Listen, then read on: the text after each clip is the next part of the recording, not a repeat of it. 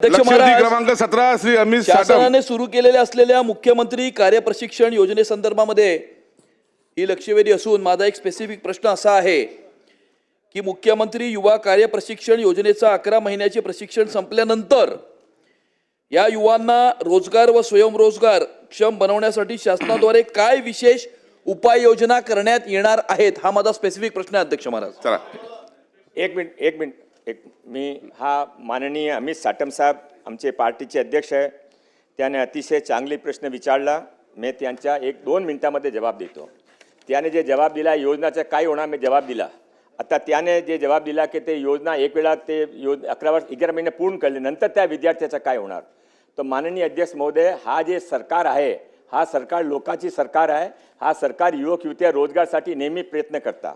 एक 6 पॉईंट आता आज इथे घोषणा करतो. हा जे 11 महिने ज्याने पूर्ण केल्या त्याच्यासाठी या सरकार नवीन काय करणार. 11 महिने पूर्ण झाल्यानंतर प्रत्येक औद्योगिक संस्थांमध्ये अल्पकालीन अभ्यासक्रम सुरू केला आहे. अल्पकालीन अभ्यासक प्रत्येक 400 ITI मध्ये प्रत्येक तालुक्यामध्ये एक ITI सुरू केला आहे.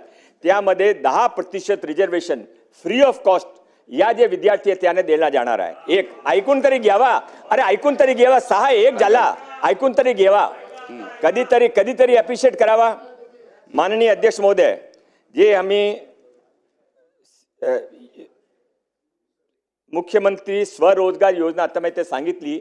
1 लाख विद्यार्थ्याने 5 लाख विद्यार्थ्याने दरवर्षी आपण 5 लाख रुपयाचे लोन 3% दरवर देणार आहे. फक्त लोन नाही आहे, त्यासाठी प्रत्येक ITI मध्ये आपण इनोव्हेशन सेंटर उभा करणार आहे. प्रत्येक ITI मध्ये एक मेंटरशिप ग्रुप उभा करणार आहे. प्रत्येक ITI चे बरोबर आपण एक ऑनलाईन क्वेश्चन आन्सरचा ॲप तयार केला आहे. त्यामध्ये 10% रिझर्वेशन हे जे 1,70,000 विद्यार्थी आहे त्यांच्यासाठी आपण प्रायोरिटी रिझर्वेशन ठेवलं आहे.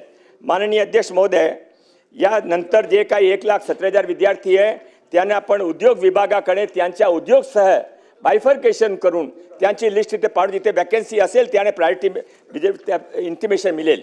माननीय अध्यक्ष महोदय, त्याशिवाय कर्नाटकाची धर्तीवर आपण इथे मॅच मेकिंग पोर्टल तयार केला आहे.